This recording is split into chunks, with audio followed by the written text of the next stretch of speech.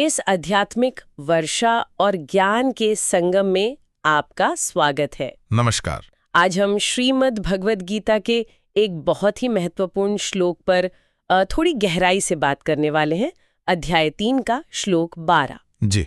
ये एक ऐसा श्लोक है जो हमें जीवन जीने का तरीका, हमारे कर्म, कर्तव्य और दुनिया में हमारे योगदान पर एक गहरा नजरिया देता है। बिल्कुल। और बताना चाहेंगे कि आज की हमारी ये जो चर्चा है ये कैप्टन श्याम बहादुर चौहान जी द्वारा संकलित और लिखित सामग्री पर आधारित है। जी हाँ। हमारा इरादा सिर्फ इस श्लोक का मतलब शब्दशः अर्थ जानना ही नहीं है। हाँ, वो तो है ही। बल्कि ये समझना है कि यज्ञ यानी निस्वार्थ भाव से कर्म करने का ये जो सिद्धांत है वो आज हमारी जिंदगी के लिए, हमारे समाज के लिए, यहाँ तक कि हमारी मानसिक शांति के लिए कितना मायने रखता है। बिल्कुल सही। प्रासंगिकता बहुत महत्वपूर्ण है। हाँ, हम मिलकर ये देखने की कोशिश करेंगे कि ये सदियों पुराना ज्ञान आज भी मानव कल्याण का रास्ता कैसे लिखा सकता है। जी। तो चलिए इस विचार को थोड़ा खोलते हैं ना। जरूर। सबसे पहले वो श्लोक जिसकी हम बात कर रहे हैं, गीता अध्याय 3 श्लोक 12। संस्कृत में ये है, इष्टान भोगान ही वो देवा दास्यन्ते यज्ञ भाविताः तैर्दत्तान प्रदायैभ्यो यो भुंक्तेस् तेने वसः। इसका सरल भावार्थ कुछ ऐसा है कि यज्ञ द्वारा पोषित देवता तुम्हारी इच्छा अनुसार भोग प्रदान करेंगे। जी। परंतु जो उनके द्वारा दी गई वस्तुओं को उन्हें अर्पित किए बिना यानी बिना कुछ वापस दिए केवल भोगता है, वो निश्चित रूप से चोर है। स्तेने वसः, चोर। हाँ, ये शब्द चोर यानी स्तेन पहली बार सुनने में थोड़ा कठोर लग सकता है। बिल्कुल बिल्कुल, थोड़ा चौंकाता ये शब्द कि कोई सिर्फ चीजों का इस्तेमाल करके चोर कैसे हो गया। सही बात है। ये शब्द हमें रुक कर सोचने पर मजबूर करता है। हाँ। और इसका सही मतलब समझने के लिए हमें वो परिस्थिति देखनी होगी जब भगवान कृष्ण ने ये बात अर्जुन से कही थी। अच्छा, कुरुक्षेत्र में। हाँ, कुरुक्षेत्र का मैदान। अर्जुन जो हैं वो युद्ध करने के अपने कर्तव्य को लेकर बहुत भारी कश्मकश में है। उन्हें लग रहा है कि ज्ञान मार्ग शायद कर्म मार्ग से बेहतर है, तो फिर ये युद्ध जैसा भयानक कर्म क्यों किया जाए। सही। तो इसी दुविधा के बीच कृष्ण उन्हें कर्मयोग का मर्म समझा रहे हैं और उसी संदर्भ में ये यज्ञ भाव देने की भावना, समर्पण की भावना, इसके महत्व पर जोर देते हैं। अच्छा, तो ये कर्मयोग का हिस्सा है। हाँ, उनका कहना है कि सृष्टि का एक नियम है लेन देन का, परस्पर निर्भरता का। जब हम प्रकृति से, समाज से, दूसरों से कुछ लेते हैं तो भाई बदले में कुछ देना भी हमारा कर्तव्य बनता है। सही बात है। और बिना अपना हिस्सा दिए सिर्फ लेते रहना, ये उस व्यवस्था को, उस संतुलन को तोड़ने जैसा है। और इसी अर्थ में इसे चोरी कहा गया है। ओह, तो ये एक नैतिक चोरी हुई, सिस्टम को तोड़ने वाली बात। हाँ बिल्कुल, ये नैतिक और कह सकते हैं ब्रह्मांडीय संतुलन का उल्लंघन है। अच्छा, ये तो गहरा मतलब है। लेकिन फिर यहाँ देवता कौन है और ये यज्ञ क्या है फिर? क्या ये सिर्फ वो हवन कुंड वाला यज्ञ है? नहीं, ये सवाल बहुत जरूरी है, क्योंकि देवता और यज्ञ के अर्थ यहाँ बहुत गहरे हैं। कई परतें उनमें। अलग अलग महान विचारकों ने, टीकाकारों ने इसे अपनी अपनी तरह से समझाया है और हर व्याख्या एक नया आयाम खोलती है। जैसे? कुछ उदाहरण देंगे? हाँ, जैसे आदि शंकराचार्य जी को लें। वो कहते हैं कि देवता असल में प्रकृति की वो शक्तियां हैं जो जीवन चलाती हैं। सूर्य, बादल, हवा। अच्छा, एनर्जी, वाटर, एयर। बिल्कुल। सूर्य ऊर्जा देता है, बादल पानी देते हैं, हवा सांस। और यज्ञ हमारे वो कर्म है जिनसे हम इन प्राकृतिक शक्तियों का संतुलन बनाए रखते हैं, उनका पोषण करते हैं। पोषण कैसे? हम प्रकृति को कैसे पोषित कर सकते हैं? जैसे मान लीजिए पेड़ लगाना, ये बारिश को बुलाने में मदद करता है। पानी बचाना, ये जल स्रोतों को जीवित रखता है। तो अगर हम सिर्फ प्रकृति के संसाधनों का अंधाधुंध इस्तेमाल करते जाएं और उसे वापस कुछ न दें, उसका संरक्षण न करें, तो वो चोरी है। हाँ, शंकराचार्य के अनुसार वो प्रकृति की चोरी है। ये तो बिल्कुल आज के पर्यावरण संकट से जुड़ता है। बिल्कुल जुड़ता है। वहीं संत ज्ञानेश्वर महाराज अपनी ज्ञानेश्वरी में इसे और अंदर ले जाते हैं, आंतरिक स्तर पर। अच्छा, कैसे? वो कहते हैं कि यज्ञ कोई बाहरी क्रिया नहीं है सिर्फ। जब हम अपना अहंकार छोड़कर फल की इच्छा किए बिना, हाँ, निष्काम कर्म, हाँ, निष्काम भाव से ईश्वर को साक्षी मानकर अपना हर कर्तव्य, अपना हर काम पूरी निष्ठा से करते हैं, तो हमारा पूरा जीवन ही एक यज्ञ बन जाता है। वाह, कर्म ही पूजा है उस भाव से। बिल्कुल, इसमें कर्मकांड की जरूरत नहीं, बस कर्म में वो समर्पण का भाव चाहिए। तो एक प्रकृति से जुड़ा है, दूसरा हमारे मन के भाव से। और भी कोई दृष्टिकोण है? जी हाँ, स्वामी विवेकानंद जी इसे सामाजिक दृष्टिकोण से देखते हैं। अच्छा, समाज के लिए। हाँ, वो कहते हैं कि भाई हम सब एक समाज में रहते हैं, एक दूसरे पर निर्भर है ना? बिल्कुल। हमें समाज से कितना कुछ मिलता है, शिक्षा मिलती है, सुरक्षा मिलती है, अवसर मिलते हैं, सहयोग मिलता है। सही बात है। तो यज्ञ क्या है? यज्ञ है अपने कर्मों द्वारा समाज को वापस लौटाना। अच्छा, गिविंग बैक। एग्जैक्टली। अपनी योग्यता, अपना ज्ञान, अपने संसाधन, इनसे समाज की सेवा करना। अगर हम सिर्फ समाज से लेते ही रहते हैं और बदले में अपना योगदान नहीं देते, तो हम समाज के कर्जदार हो गए। बिल्कुल, हम समाज के ऋणी हो जाते हैं। ये एक तरह का सामाजिक उत्तरदायित्व है। यज्ञ मतलब सामाजिक जिम्मेदारी निभाना। ये भी बहुत महत्वपूर्ण है। फिर स्वामी अड़गड़ानंद जी का नजरिया थोड़ा और सूक्ष्म है। वो क्या कहते हैं? उनके अनुसार देवता सिर्फ पौराणिक कहानियों के पात्र नहीं, बल्कि वो सूक्ष्म शक्तियां हैं जो इस ब्रह्मांड की पूरी व्यवस्था को चला रही हैं। इनविजिबल फोर्सेस कह लीजिए। ओके। तो जब हम अपना निर्धारित काम, अपना फर्ज, चाहे वो घर का काम हो, दफ्तर का हो, समाज का हो, पूरी ईमानदारी और लगन से करते हैं, तो हम अनजाने में ही इन व्यवस्था चलाने वाली शक्तियों की मदद कर रहे होते हैं। अच्छा। और इसी के बदले में हमें जीवन में सुख सुविधाएं जो भी मिलता है वो मिलता है। तो बिना अपना कर्तव्य निभाए सिर्फ सुख भोगने की इच्छा रखना, ये उस सिस्टम के प्रति, उस व्यवस्था के प्रति अधर्म है। मतलब अपना काम ठीक से करना भी एक तरह की सेवा है उन शक्तियों की। हाँ, बिल्कुल। और गीता प्रेस की व्याख्या भी इसी तरफ इशारा करती है कि ईश्वर की ये जो सृष्टि है, इसके प्राणी हैं, इनकी अपने कर्मों से सेवा करना ही यज्ञ है। यहाँ तक कि जैसे हम भोजन करते हैं, तो भोजन करने से पहले उस अन्न को देने वाले के प्रति, चाहे प्रकृति हो या ईश्वर, कृतज्ञता व्यक्त करना, ये भी यज्ञ भावना का ही एक छोटा सा रूप है। अरे वाह, ये तो अद्भुत है। मतलब एक ही श्लोक के कितने सारे मतलब निकल रहे हैं। प्रकृति, हमारा मन, समाज और यहाँ तक कि ये पूरी कॉस्मिक व्यवस्था। जी बिल्कुल।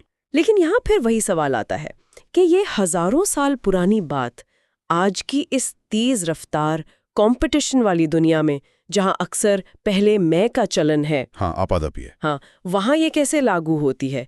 इसकी आज क्या रेलेवेंस है, क्या प्रासंगिकता बची है? देखिए, मेरे विचार में तो इसकी प्रासंगिकता आज शायद पहले से भी कहीं ज्यादा है। अच्छा, कैसे? जरा सोचिए, आज के समय की कुछ बड़ी समस्याएं क्या हैं? तनाव, स्ट्रेस। हाँ, मानसिक शांति का अभाव, तनाव, चिंता, डिप्रेशन, असंतोष, ये सब बहुत आम हो गए हैं। सही बात है। इसका एक बड़ा कारण क्या है? हमारी लगातार लेने की इच्छा और ज्यादा पाने की होड़। हम हमेशा दुखी रहते हैं कि हमारे पास क्या नहीं है। गीता का ये श्लोक हमें नजरिया बदलने को कहता है। लेने से ध्यान हटाकर देने पर फोकस करो। देने पर। हाँ, जब हम निस्वार्थ भाव से कुछ करते हैं, किसी की मदद करते हैं, समाज के लिए कुछ अच्छा करते हैं, तो आप महसूस करेंगी मन में एक अलग सी शांति और संतुष्टि आती है। हाँ, ये तो होता है। लोभ, ईर्ष्या, शिकायतें, ये सब कम होने लगते हैं और तनाव अपने आप घटता है। ये सिर्फ कोई फिलॉसफी नहीं है, ये साइकोलॉजिकली भी प्रूवन है। ये तो हुई व्यक्तिगत शांति की बात। बिल्कुल। दूसरा पॉइंट है सामाजिक सद्भाव। समाज के लिए कैसे? सोचिए, अगर समाज का हर व्यक्ति अपने काम को, अपने कर्तव्य को एक यज्ञ की तरह देखे और उसे पूरी ईमानदारी और सेवा भाव से करे। डॉक्टर मरीज का भला सोचे, शिक्षक बच्चों का भविष्य संवारे, व्यापारी ग्राहक को ना ठगे, नागरिक नियमों का पालन करे, तो समाज की तस्वीर कैसी होगी? बहुत अलग होगी। भ्रष्टाचार, शोषण, नफरत, असमानता जैसी कितनी ही बुराइयां अपने आप कम हो सकती हैं। हाँ, ये तो है। और यही सिद्धांत पर्यावरण संरक्षण का भी आधार है। प्रकृति हमें जीवन देती है, ये देवता का दिया हुआ भोग है, तो हमारा यज्ञ क्या है? उसकी रक्षा करना। बिल्कुल, उसकी रक्षा करना, उसे प्रदूषित ना करना, संसाधनों को बर्बाद ना करना, ये हमारा लौटाना है। सही। और तीसरा, आध्यात्मिक स्तर पर, स्पिरिचुअल लेवल पर। हाँ, कर्म हमें अक्सर बंधन में डालते हैं ना। हाँ। खासकर जब हम उनके फल से बहुत ज्यादा जुड़ जाते हैं। सफलता मिलती है तो अहंकार, असफलता मिलती है तो दुख, अटैचमेंट। हाँ, अटैचमेंट। लेकिन जब हम कर्म को यज्ञ समझकर करते हैं, फल की चिंता किए बिना, सिर्फ कर्तव्य भाव से, तो वही कर्म हमें बांधने की बजाय मुक्त करने लगता है। वो हमें धीरे धीरे कर्म के बंधन से ऊपर उठाकर आध्यात्मिक स्वतंत्रता की ओर ले जाता है। ये बहुत गहरी बात है कि सिर्फ अपना नजरिया बदलने से व्यक्तिगत शांति, सामाजिक सुधार और आध्यात्मिक उन्नति सबको जुड़ा हुआ है। बिल्कुल। तब ये हुआ कि जीवन में सफलता का पैमाना सिर्फ पैसा, पद या डिग्री ही नहीं होना चाहिए। नहीं, बिल्कुल नहीं। खासकर आज के युवाओं के लिए जो अपने करियर और भविष्य को लेकर इतने चिंतित रहते हैं, उनके लिए इस श्लोक में क्या मैसेज है? देखिए, ये श्लोक सफलता की परिभाषा को बहुत बड़ा कर देता है। सच्ची सफलता सिर्फ अपने लिए धन या नाम कमा लेना नहीं है, तो क्या है? बल्कि अपनी योग्यता, अपनी ऊर्जा, अपनी सफलता का इस्तेमाल दूसरों के भले के लिए, समाज की बेहतरी के लिए करना है। युवाओं के लिए तो ये एक तरह का गाइडिंग प्रिंसिपल बन सकता है। आप कोई भी प्रोफेशन चुने, डॉक्टर बने, इंजीनियर बने, कलाकार बने, बिजनेसमैन बने, कुछ भी। अपने काम को सिर्फ पैसा कमाने का जरिया मत समझे, उसे एक यज्ञ समझें। अपने काम को यज्ञ समझें। हाँ। सोचिए कि आप अपने काम से समाज की कौन सी जरूरत पूरी कर रहे हैं, किसका जीवन बेहतर बना रहे हैं। जब आप इस भावना से काम करेंगे ना, तो पैसा और सम्मान तो मिलेगा ही, वो बाई प्रोडक्ट है, लेकिन साथ में एक गहरी संतुष्टि मिलेगी जो सिर्फ पैसे से नहीं खरीदी जा सकती। सही बात है, वो अंदरूनी खुशी। बिल्कुल। और सिर्फ प्रोफेशनल काम ही नहीं, एक अच्छा और जिम्मेदार नागरिक बनना, ये भी अपने आप में एक यज्ञ है। नागरिक बनना कैसे यज्ञ है? अरे, समाज ने हमें बड़ा किया, शिक्षा दी, अवसर दिए, अब हमारा कर्तव्य है कि हम उसे कुछ लौटाएं। जैसे ईमानदारी से टैक्स देना, ये समाज की यज्ञ में आपकी आहुति है। सार्वजनिक स्थानों को साफ रखना, नियमों का पालन करना, किसी जरूरतमंद की मदद के लिए आगे आना, ये सब छोटे छोटे काम भी समाज रूपी यज्ञ में हमारा योगदान है। ये दिखाते हैं कि हम सिर्फ लेने वाले नहीं, देने वाले भी हैं। ये तो बहुत ही प्रैक्टिकल और मतलब जमीनी बात है जी, रोजमर्रा की जिंदगी से जुड़ी हुई। जी हाँ। अच्छा, समाज की बात हुई, नागरिक कर्तव्यों की बात हुई, पर ये जिम्मेदारी तो अक्सर घर से ही शुरू होती है ना? बिल्कुल, घर पहली पाठशाला है। तो क्या ये यज्ञ की भावना परिवार के अंदर भी उतनी ही जरूरी है? स्रोत सामग्री में जैसा आपने बताया था, कैप्टन चौहान जी के संकलन में विशेषकर घर की महिलाओं, माताओं और बहनों के योगदान का भी जिक्र है। उसे इस संदर्भ में कैसे देख सकते हैं? हाँ, निश्चित रूप से परिवार ही तो समाज की पहली इकाई है, और यज्ञ की भावना यहाँ प्रेम, सद्भाव और आपसी सहयोग का आधार बनती है। कैसे? जब परिवार का हर सदस्य सिर्फ अपनी जरूरतों और अपने अधिकारों की ही बात न करे, बल्कि दूसरों के प्रति अपने कर्तव्यों और जिम्मेदारियों पर ध्यान दे।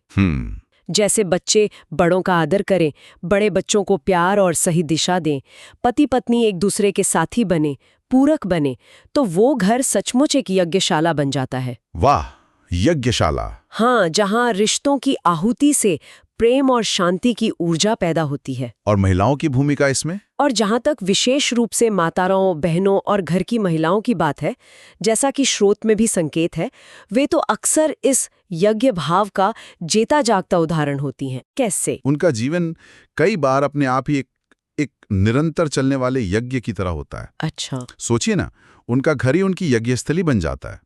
सुबह जागने से लेकर रात सोने तक वे कितने अनगिनत छोटे बड़े काम करती हैं। हाँ, वो तो है। सबके लिए भोजन बनाना, घर को संवारना, बच्चों की परवरिश, बीमार की सेवा, रिश्तों को जोड़कर रखना, ये सब क्या है? जब ये सारे काम वे बिना किसी खास अपेक्षा के प्रेम और सेवा की भावना से करती हैं, तो ये रोजमर्रा के काम भी उनकी साधना, उनका यज्ञ बन जाते हैं। सही कहा। उनका ये जो निस्वार्थ प्रेम और त्याग है, यही परिवार रूपी देवताओं को, मतलब परिवार के सदस्यों को प्रसन्न रखता है, संतुष्ट रखता है। हाँ। उनके इस मौन यज्ञ से ही तो परिवार में सुख, शांति और व्यवस्था बनी रहती है। उनका ये योगदान अक्सर अनदेखा कर दिया जाता है, पर ये अमूल्य है। ये बात तो बिल्कुल सही है। उनका योगदान अक्सर फॉर ग्रांटेड ले लिया जाता है। बिल्कुल, लेकिन यहाँ श्लोक का एक और पहलू है जो बहुत महत्वपूर्ण है, जिस पर ध्यान देना जरूरी है। वो क्या है? श्लोक कहता है, तैर्दत्तान न प्रदायभ्यो यो भुंक्ते, यानी जो देवताओं द्वारा दी गई चीजों को उन्हें वापस दिए बिना भोगता है। हाँ। इसका एक गहरा संकेत ये भी है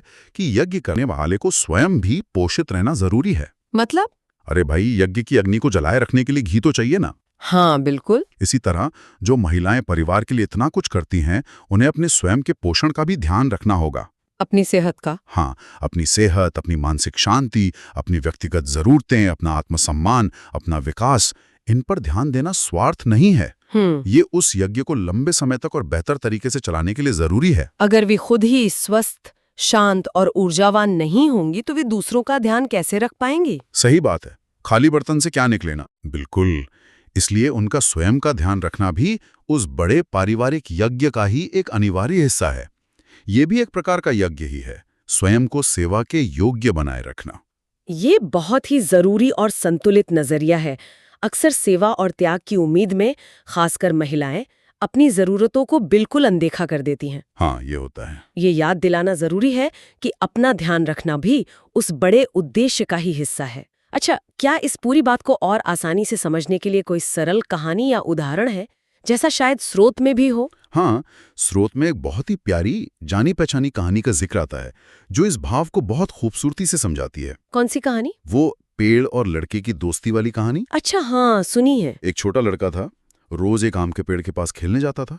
पेड़ उसे छांव देता, डालियों पर झुलाता, लड़का पेड़ से लिपटता, दोनों खुश थे। फिर लड़का बड़ा हुआ, उसने पेड़ से मीठे आम मांगे, पेड़ ने खुशी खुशी अपने सारे फल दे दिए, लेकिन साथ में एक सीख भी दी। क्या सीख? कहा, इन आमों को खाओ, पर इनके बीजों को कहीं और भी बो देना, ताकि भविष्य में और भी लोग इन मीठे फलों का स्वाद ले सकें और ये पेड़ की परंपरा चलती रहे। हाँ, बहुत अच्छी बात। लड़के ने पेड़ की बात मानी, आम खाए और बीज अलग अलग जगहों पर बो दिए। समय के साथ उन बीजों से नए पेड़ उगे, फल देने लगे। सालों बाद जब वो लड़का बूढ़ा हो गया तो उसने देखा कि उसके बच्चे पोते पोतियां उन्हीं नए पेड़ों के मीठे आम खा रहे हैं। वाह! इस कहानी में वो पहला आम का पेड़ कौन है? वो देवता की तरह है। हाँ, देने वाला। हाँ, जो लड़के को उसकी इच्छित वस्तु, इष्टान भोगान, मीठे आम दे रहा है। और लड़के का नए पेड़ लगाना क्या है? वो यज्ञ है। बिल्कुल, वो उसका यज्ञ है। उसमें जो पाया उसे सिर्फ भोगा नहीं बल्कि कृतज्ञता के साथ प्रकृति को लौटाया और आगे बढ़ाया। अगर वो लड़का सिर्फ आम खाता रहता और नए पेड़ लगाने का अपना कर्तव्य, यज्ञ नहीं निभाता, तो वो गीता में कहे गए स्तेन यानी चोर की श्रेणी में आ जाता। सही। तो ये कहानी हमें एकदम सरल तरीके से सिखाती है कि हमें जीवन में जो कुछ भी मिलता है, प्रकृति से, समाज से, बड़ों से, उसे सिर्फ अपने उपभोग की चीज न समझें, बल्कि उसे कृतज्ञता से स्वीकार करें और किसी न किसी रूप में लौटाने या आगे बढ़ाने का प्रयास करें। यही यज्ञ भावना है। वाकई इस कहानी ने तो पूरी बात को जैसे एकदम क्रिस्टल क्लियर कर दिया। कृतज्ञता और लौटाने का भाव, यही कुंजी है। बिल्कुल। तो इस सारी चर्चा के बाद हम कह सकते हैं कि इसका मूल निचोड़ क्या है, सार क्या है? सार यही है कि जीवन एक निरंतर चलने वाला यज्ञ है। हम सब इस यज्ञ के भागीदार हैं। हमारे कर्म, चाहे वो छोटे हों या बड़े हों, जाने अनजाने हों या सोच समझकर किए गए हों, वे इस यज्ञ में डाली जाने वाली आहुति की तरह हैं। आहुति। हाँ, जो व्यक्ति इस जीवन में सिर्फ लेना चाहता है, पाना चाहता है और देना नहीं चाहता, वो हमेशा किसी न किसी का ऋणी बना रहता है। प्रकृति का, समाज का, ईश्वर का, अपनों का। और ये ऋण का बोझ उसे बांधता है। बंधन। बिल्कुल।